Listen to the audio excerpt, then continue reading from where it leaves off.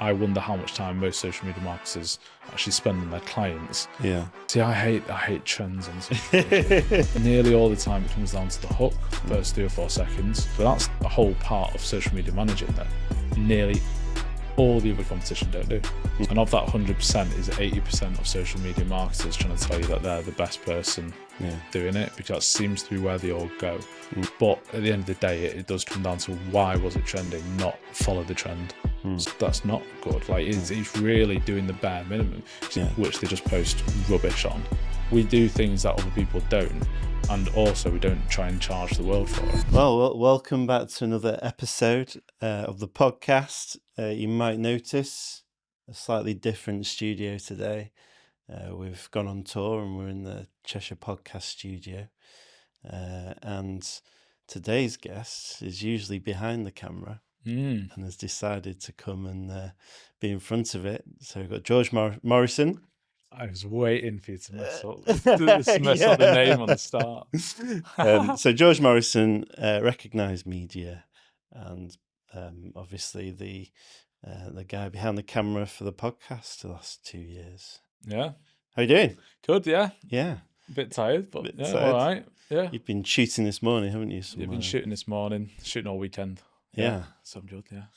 Okay, so for the people that don't know, what does recognised media do? Recognised media, it used to be called Flownamix, which got called a plumbing company, got called a tampon company, Flownamix. I had an American guy come up to me and he just went, what did he say? He went, "Oh, Flownamix? Is that what you called?" And I was like, no. So, and then we could turn into Recognise, essentially do all this kind of stuff like the podcasting, photography, video, drone, social media, marketing as the most bit. But yeah, the whole package of all the proper content with a proper social media marketing. But that is it. We don't try and pretend to be anything else. No. Yeah. And the weekends at the moment are taken up with sports events, aren't they? And yeah, exactly. Yeah, we're just at the moment shooting like with teams of like 5 to 8 sometimes, and it's like every weekend, and we got that until the end of September now. Amazing. Yeah, fun. Lots of variety of that. Yeah, plenty of variety. Yeah. So, how did you get into social media? And it's a long story, isn't it? Yeah, because like I started in music, and like music, you can't really make money out of playing guitar unless you're like Ed Sheeran. So it's I don't know. I started doing music, and then when I got out of university, it was a case of right, we need to make a living. So we did a bit of gaming and streaming. We had some success in that. Left that, but I picked up a lot of skills like graphic design, video editing, all that kind of stuff. And then basically, and all the marketing. And then when I got a job as a graphic designer, it's on like minimum wage and needed a little bit more, but also probably wasn't enough for me at the time because I like to work quite a lot. So I was getting home at 5, working till 9. So it's like 9 to 5, 5 till 9. And it was like that every day until it actually turned into a bit of a business. And then that's where I recognise it's sort of come from. Just a lot of time and just boredom basically. Like, and here it is. Yeah. Seemed like you did a lot of stuff just on the internet anyway before you started doing anything work-wise, because some of the things I hear about eating breakfast in the shower and stuff like that. So like when I was in high school, like my mate, and this is like I always sort of forget it was the start of Instagram sort of for me, but just generally I was in it's like year 8 or year 9, so like 2011 or something like that, right? And Instagram was about, my mate Paul said, he said, all right, you need to do an Instagram. Well, on Instagram, so I got it, and then I didn't know what to post, but then I used to eat my food in the shower before school, so that I didn't have to, so I could get up later. Because technically, if I had a Weetabix or something, then I didn't have to sit down afterwards. I could just make the Weetabix, go and have a shower, eat it, and then get changed and go. Right. And then I started taking photos of me doing that, and it got a hand to the point where I was wearing like a Batman outfit and like But it was quite good. But yeah, did that, and then used to post like YouTube covers of guitar playing and stuff. Some of them did well. like got into like tens of thousands of views on a fair few of them for like, I don't know, silly stuff like how to play the SpongeBob tune on guitar. Right. Like, Yeah. but then some covers did really well, just generally, like they did really nicely. And Yeah. then all my mates over COVID, we were like a slightly above average gamer, if I was being generous. yeah. Like, so we got into that, but it wasn't really about gaming and No. streaming. It was about comedy. It was just banter, and Yeah. that went really well. Like, had millions of views doing that. We were hitting that every day over COVID, so it was like we would be gaming until like 12, well, sometimes like 4 in the morning, and then we'd go to sleep, wake up, edit, research how to do TikTok better, Yeah. post the reel that day, see why it didn't do well, rinse, repeat Yeah. every Yeah. single day. And then when that stopped, I was just bored because I've been doing that like 12, 16 hours a day. Yeah. And then it's all gone. So then I needed something to do. So yeah. So what did you find was working for the streaming the games then?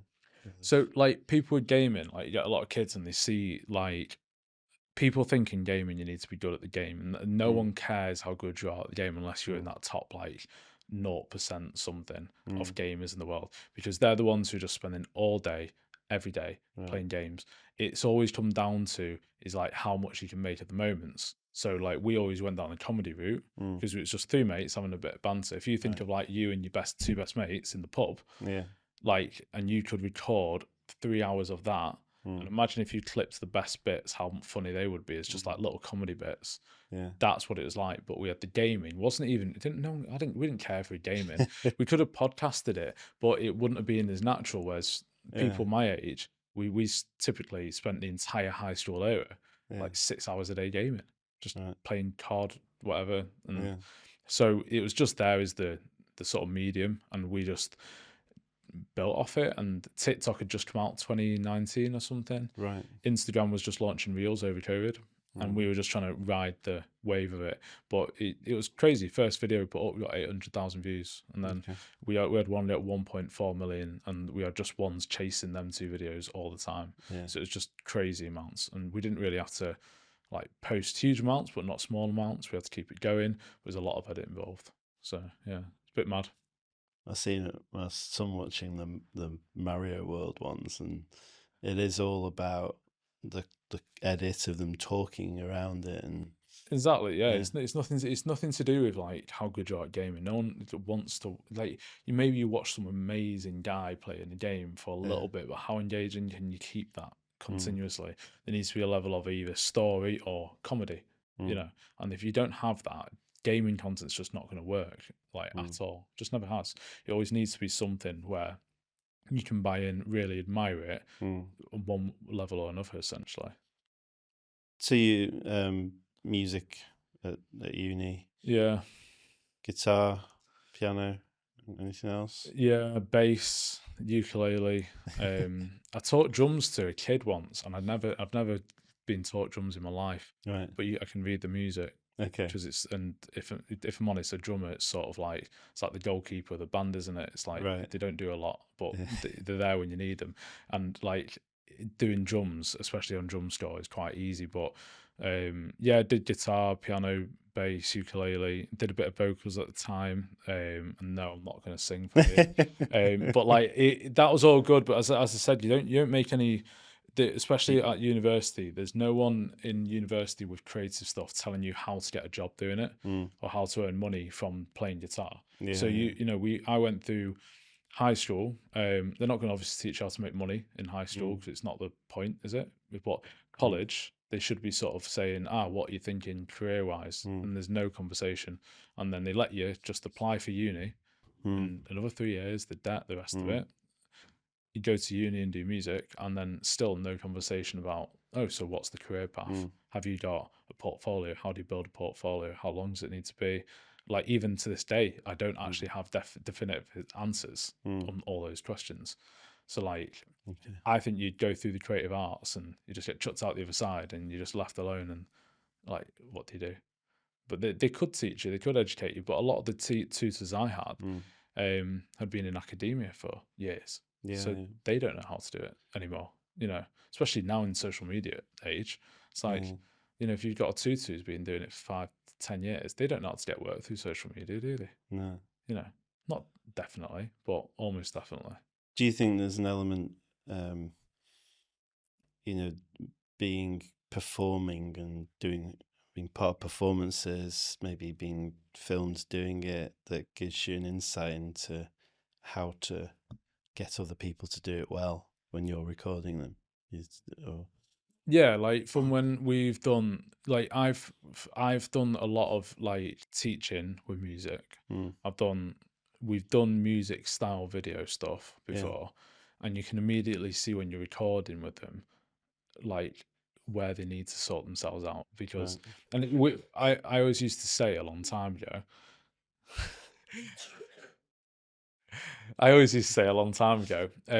if any musician should perform in front of a mirror. Because they don't know how they look when they're performing. If they don't perform in front of a mirror, if you go to any performing arts store and they're dancing, what do they do it in front of? They do it in front of a mirror so they can check out the form, how they present themselves. It's very performative. Same music. Like if you're going to be learning how to do any kind of instrument, or you want to be a performer, you need a mirror in front of you, or you need someone giving you very critical advice. But in the end of the day, it's yourself who wants to.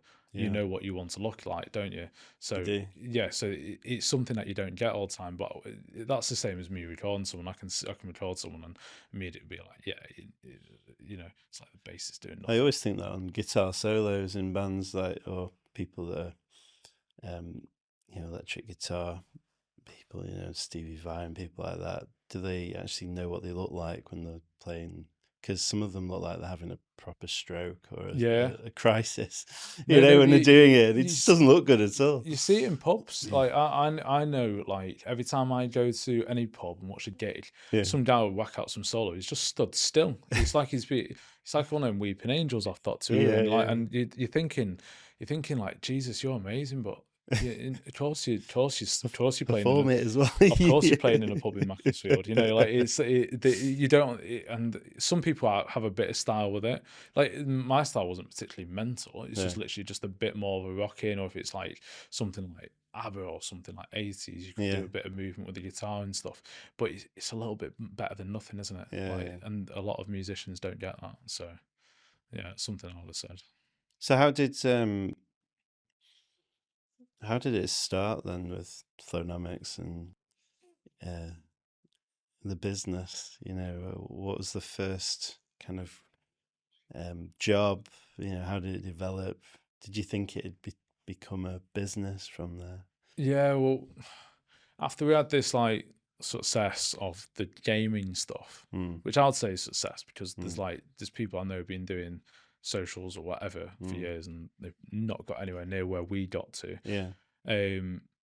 But when I gave that up, the amount, like, I used to listen to a lot of the Stephen Bartlett stuff, and it's still a big thing now where you see people say, "Oh, don't burn out, don't overwork and stuff." And I thought this was like a bit mental. But if it's funny, because Stephen Bartlett says this stuff now, if you go back to his early stuff, he's telling you how he's sat there 4 a.m, after doing it, he's just flown in and he's been working on the flight and he's working in the airport and he's getting in and he's almost encouraging it a little bit. But as it's become a bit unpopular to mental health and the rest of it, he stopped encouraging that kind of workload. But for me, I had to work because I was just bored. So like I'd get in and I'd just be antsy, and then I ended up putting weight on because I was just like, I didn't have anything else to do. So I was gaming, I was just eating and drinking, and it makes me sound like a fat alcoholic, but I wasn't. But it was like I was just unhealthily not doing well. So the business idea came from boredom.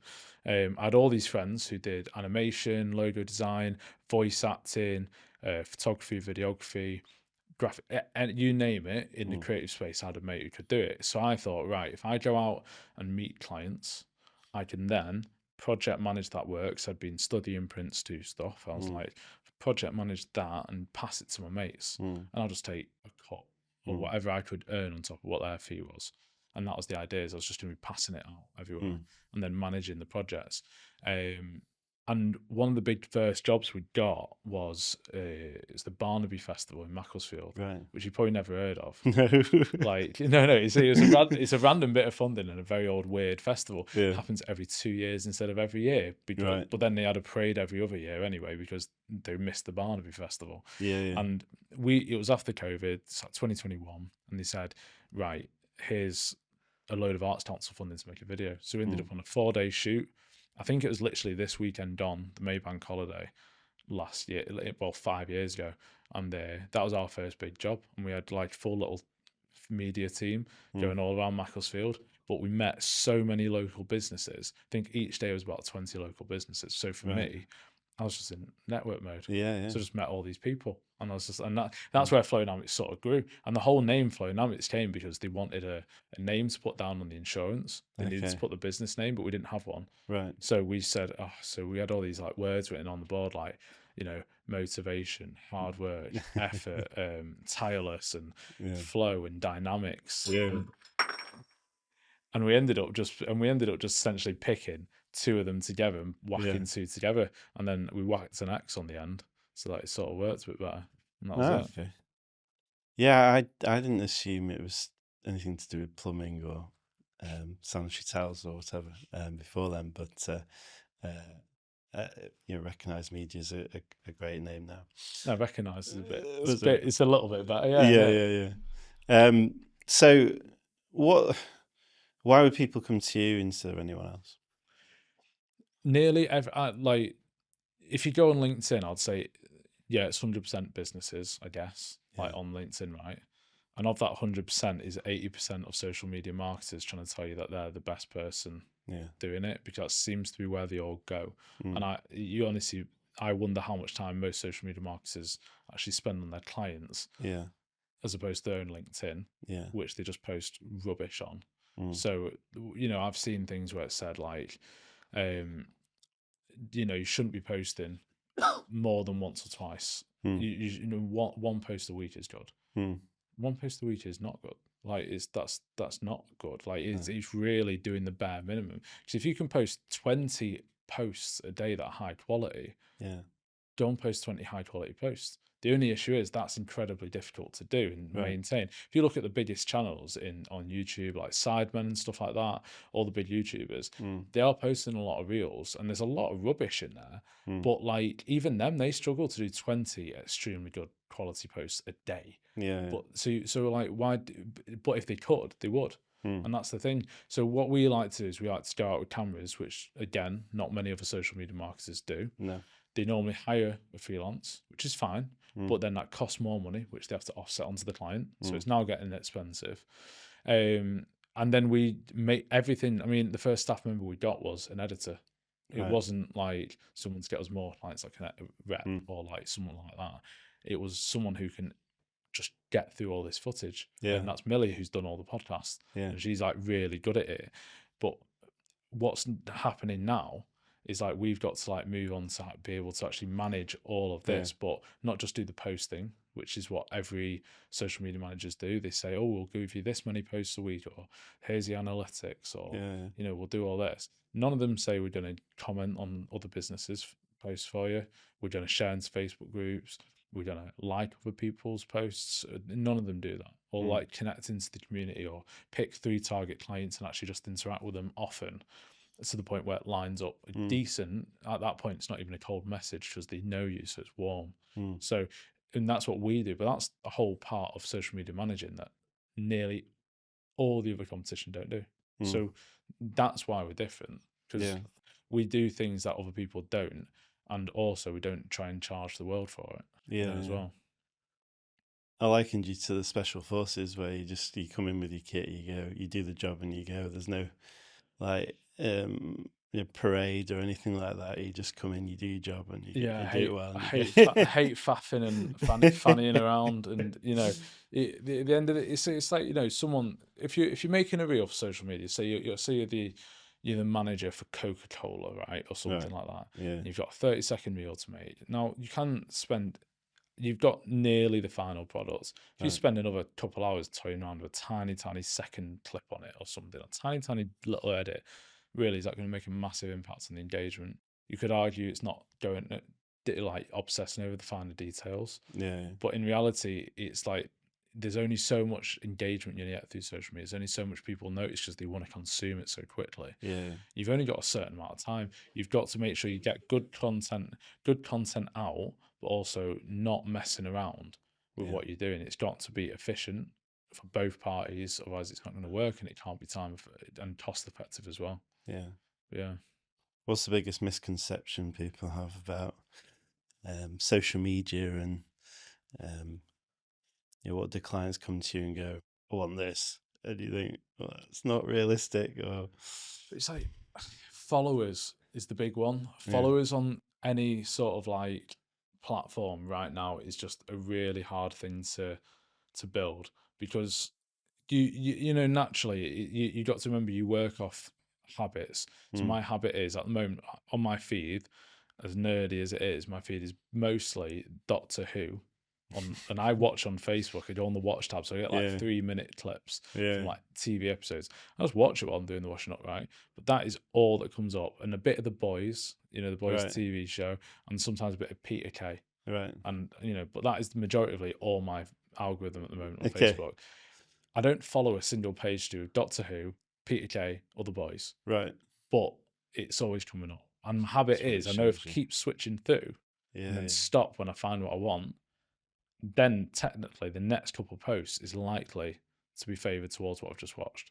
Right. So why do you need to follow anymore? And this is why you're seeing now Instagram have changed following to friends on some accounts. Okay. So it's say posts, followers, and friends. And friends are people that you followed and they follow you back. So you're a Okay. friend. But what that's actually hiding is if you followed 3,000 people, but only 1,000 people followed you back, it hides the 3,000, that number, which makes you look like you've just followed every person in the world. Yeah. Yeah. It makes you look like you've actually connected with 1,000 people. So Right. they're trying to, that encourages you now to unfollow as many as you like, because it doesn't up your follower count. People don't want to make it seem like they're following loads and no one's following them back. Yeah. So it Yeah. makes them seem uninteresting. Yeah. So, but now they've hidden that. You know, they're trying to give the follower function more back. Okay. Because at the same time, you know, if I'm going to get, like, we manage restaurants, if I see a guy with 400 followers Yeah. and a guy with 400,000 followers, who do you think I'm going to want to go and visit that restaurant and get a free meal? It's the 400,000 follower guy. But no one's following anymore. So it's not as important. Reach is the big one. Always has been, always will be, really. But reach is the big one. And that only comes through watch time, people lingering on your posts, catching people at the right time, essentially. Yeah. But it's like, if you wanted a boiler fixing, right? You don't need a boiler fixing right now, I presume. So I can show you amazing content to do with plumbers for the next 3 years. Yeah. You're not going to click or follow through on that business once. You might enjoy the content, but then when your boiler breaks, Interesting. you know, it's there when you need it. So the reach is important, because the more people you reach, the more chance you find of people who actually need that service or that thing at that time. Yeah. Yeah. Interesting. So we met at a book signing. Yeah. I said, I've had an idea for a podcast. Don't know how that came up. Don't remember. And you said, I did one last week. You come and try if you want. And then 2 years went past, and then I gave you a call. Yeah. And we got it going. I always feel like if someone came to you with an idea, you go, yeah, well, we could do it like this, this, or this, and why not try? You can't ever say no to people, though. Like, and that's the thing, is I think there's people who I think it's like the glass half full, half empty kind of thing. Yeah. The way, if someone says, oh, like, can we do this? It's like, I can see how we can do it, or at least I know it's a possibility. So I'm obviously going to give it a go. But that's a mindset in itself. It comes down to editing, though. Same, but that's how a graphic designer sees things. And someone said to me, a PT, like years ago, they said, like, you can go to Tesco from this gym, Yeah. but you can take as many roads as you like to Tesco. Some might just take longer than others. So if you say to me, I want to try this like new concept or this new kind of edit style or something, I know we can do it, because we'll figure it out. Like, it's possible. It's possible in the world, so we can figure it out. It's just, it might not go the easiest route. But like, I think that's the main like a graphic designer will always look at something and go, oh yeah, I can do that, even though they don't have a clue how to approach it, but then they'll figure out their own way around it using the tools they've got. It's mindset, isn't it? I think. Yeah, 100%. Listeners. And some people do. Some people, to be fair, I don't actually meet too many people who will turn down or not come up with a way of doing something. They definitely exist, but like I don't know, in creative space, I think that's what you sort of pay for. Really, someone who's gonna figure it out regardless. You know, when Millie, our editor, started, if she would say to me, "How do I do this?" I went, "Look it up." It's on the internet. It's like, you know, and that's how I learn. You know, it's same with like music. It's like you can get lessons and they will help progress, but it's all on the internet. You know, you can figure it out. And the more you get used to learning like that, you know, everything becomes a lot easier. So when businesses come to you and say, I want to be on social media, I've been told that, or something like that, I want to be on TikTok. Yeah. Which I've had quite a few times. What do you say to them? They most of the time they're saying it because they've heard of some random person selling something like cloths and making millions of pounds off the TikTok shop. Yeah. Now we worked with a guy, and it was a really clever. He had a product range of I won't go into what it is. 'Cause I don't want to because there's a whole plethora of roads with it. Yeah. But a guy came to us and said he wants to sell on TikTok shop. He's got premium products, but it's seasonal. So he said, I want to do this. Now you can't sell on TikTok unless you have 1,000 followers. Right. On TikTok shop, right? So you can't just add the products link. You can make an account with TikTok and your Shopify and connect it, and other people can sell it, but you've got to get them to sell it. That's the problem, right? Now, if you want to sell yourself, you've got to have 1,000 followers. So then you've hit the first roadblock. How are you getting 1,000 followers? Because now we're talking content, posting, everything else. This guy, he went along and he just got templates off the internet, filmed it on his phone, did it all. And to be fair, it was actually good. And the guy's a businessman. He knew he had a creative approach to it. He actually just delivered it all to us and said, you do the marketing. I was like, oh, right, okay. We'll see how it goes. We gave it the best shot. Within 8 days, it had 400,000 views and it had over 1,000 followers. So we started posting on TikTok shop. Right. And it was done. Now there's also the stories where you get it never ever happens for over a year because the content's either not good enough, the topic's boring, it's the wrong. Sometimes it's just not the right platform. It's all the wrong person selling it. You know, I know some people who try and do food influencing all the time on TikTok and things, but they can't talk to camera. They don't look good on camera. When they talk to camera, they're just horrendous at it. But also, it's like what does a food influencer normally look like? And you got to think street food or sit down table dinner kind of influencer, or you know, what kind of style is it? This guy called Fat Sam's Eats from Macclesfield. He has gone astronomical, but he looks like the kind of guy who goes to these really indie kind of food places, and that's exactly what he does. And he makes these amazing burgers and stuff. But it suits him down to the ground, and he's great on camera, so it works. But then if you get someone who does not look good on camera and can't talk on camera, of course it's not going to go anywhere. Yeah. So you've got this balance of expectations. If someone comes to us saying they want to go on TikTok, great, that will get views, it will get engagement because TikTok's quite lucrative. But whether it's going to spike depends on a lot of different factors. You can't just click your fingers and say yes, it's going to happen. And any marketer who says that it will just happen is talking out their ass. It's not. You know, it doesn't matter if it's social media or SEO or whatever. You know, you can't just make things happen. So yeah. So someone's been struggling for a year or two and not really getting any views or followers, you know, and they came to you.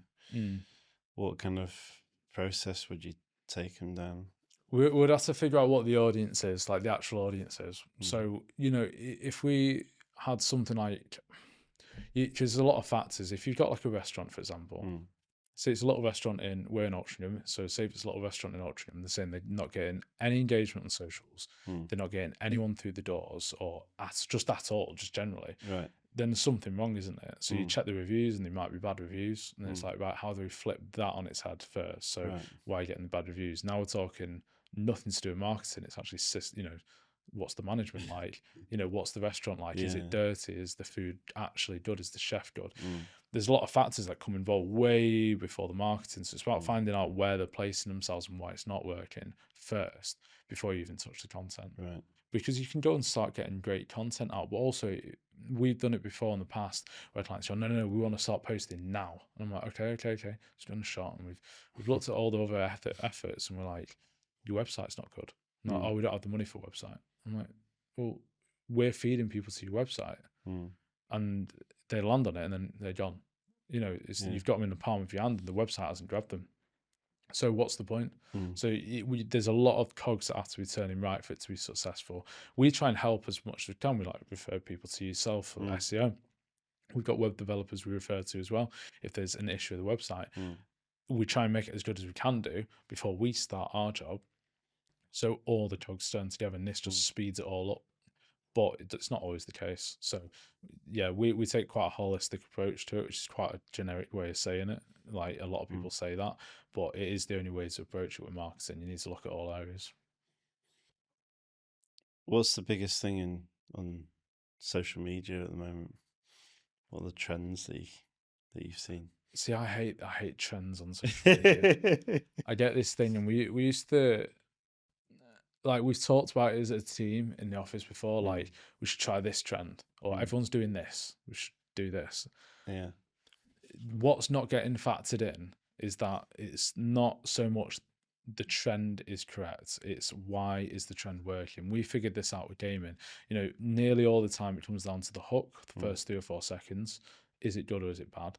Now, normally a trend starts with that hook. Normally it has a song involved or some sort of like cultural thing. So at the moment Michael Jackson's doing quite well because the movie's just come out. The songs everywhere. But a couple of weeks ago it was that Apex movie that was on Netflix, and the song's gone really big. But that was a really cool like things, and it's also a really good song. So there's massive things, but there was no, I wouldn't say there was a trend visually. It's just audibly with those two things.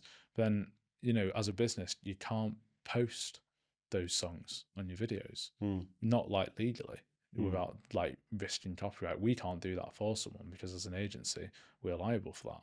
So we've got to then figure out how we get around the trend. So you've got to actually realize, why is it gone trending? And then you take that formula. The first 4 seconds was good. It's fast after that. Every second is a different scene. There's no pauses. All the pauses are gone because people don't want to hear someone taking a in-breath before they carry on the next bit. They want to move straight into it. So you take all this out, and then you make sure it's understandable. It's got a nice close as well, and that the middle bit doesn't go on for too long. And then when you've got all that, you've got this reel that's perfect. That's the formula to a trendy reel. And then you get cultural impacts, and some people might make a dance for this, some song that comes out on this next movie or whatever. And then that obviously plays into things. But at the end of the day, it does come down to, why was it trending, not follow the trend. So yeah, I'd say the biggest thing, it's not really, but answered your question about what's the biggest thing these days on social media. Well, it was an open question, wasn't it? It sort of is. Anything that's big on social media follows a formula. If you figure the formula out, that's where you actually understand what social media does. Not just copying. As soon as you're copying, you might as well just be a high schooler copying a TikTok dance. Like, that's the equivalent, in my opinion. What would you say to people who, so you see some content go really well that's they've done on their own phone, there's and also there's some that are really professionally done. What's the kind of argument between the two? Because some social media people say, well, just do it on your phone. Why not? Every social media person who says just do it on your phone, if they had a camera, they should ask themselves, would they use a camera? And if they knew how to use it, because I bet they would. But if they knew how to use a camera and they had a camera, they'd straight away turn around and go, yeah, a camera's better. And that's the thing, is they're saying it's a phone because that's what they have access to, and they have to sell themselves. That's absolutely fine. That's what everyone does. But obviously a camera works better than a phone. And it then, what you said before, like, you can go and film a reel on a phone and it does trend, and it happens every minute. Something does really well that's being filmed on a phone. Is that to do with quality, or is it how the content was? It's going back to that formula.